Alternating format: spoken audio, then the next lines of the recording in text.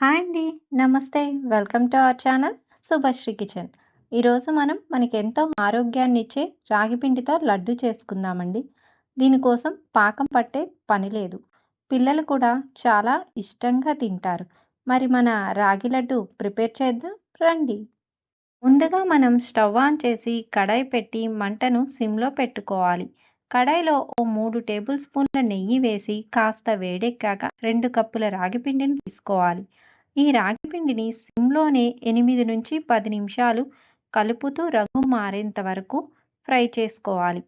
ఇలా కలుపుతూనే ఫ్రై చేసుకోవాలండి, లేకుంటే అడుగు పడుతుంది పిండనేది. అప్పుడు రాగి లడ్డు పాడైపోతుంది. కాబట్టి నిదానంగా కలుపుతూ ఇలా ఫ్రై చేసుకోవాలి మంచి సువాసన వచ్చేంత వరకు. చూడండి, రాగి పిండి కలర్ మారింది కదా! ఇప్పుడు స్టవ్ బంద్ చేసుకొని రాగి పిండిని వేరే ప్లేట్‌లో వేసి చల్లారనివ్వాలి. చూడండి, రాగి పిండి పూర్తిగా చల్లారిపోయింది కదా!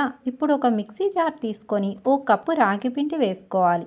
ఓ కప్పు రాగి పిండికి 3/4 కప్పు బెల్లం తీసుకుంటే స్వీట్ అనేది కరెక్ట్‌గా సరిపోతుంది. స్వీట్ కొంచెం తక్కువ తినేవారైతే కాస్త తగ్గించుకోండి.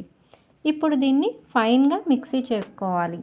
ఈ మిక్సీ పట్టుకున్న పిండిని ఓ బౌల్లో వేసుకోవాలి. మిగిలిన పిండిని కూడా ఇలాగే మిక్సీ పట్టుకొని బౌల్లో వేసుకోవాలి. ఇప్పుడు ఇందులో కొన్ని డ్రై ఫ్రూట్స్ వేసుకోవాలి. చిన్న చిన్న ముక్కలుగా కట్ చేసి వేసుకోవాలి. అలాగే కొద్దిగా ఇలాచీ పౌడర్ కూడా వేసుకోవాలి. వీటన్నింటినీ కలిసేటట్టు బాగా కలుపుకోవాలండి.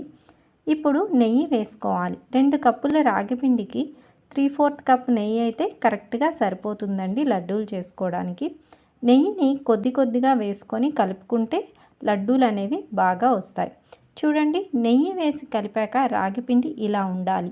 ఇలా ఉంటే లడ్డూలు అనేవి చాలా బాగుంటాయి. వీటిని ఇప్పుడు మీకు నచ్చిన సైజులో బాల్స్లా చేసి తీసుకోండి. అంతే, మనకి ఎంతో శక్తినిచ్చే రాగి లడ్డు రెడీ. ఇది చాలా సింపుల్గా రెడీ చేసుకోవచ్చండి. ఇలా ట్రై చేయండి, అచ్చం స్వీట్ షాప్లో కొన్నట్టే ఉంటాయి. మరి మీరు కూడా ట్రై చేయండి. మీకు ఎలా కుదిరిందో కామెంట్ చేయడం మర్చిపోకండి. Please like, share and subscribe. Thank you. Thanks for watching.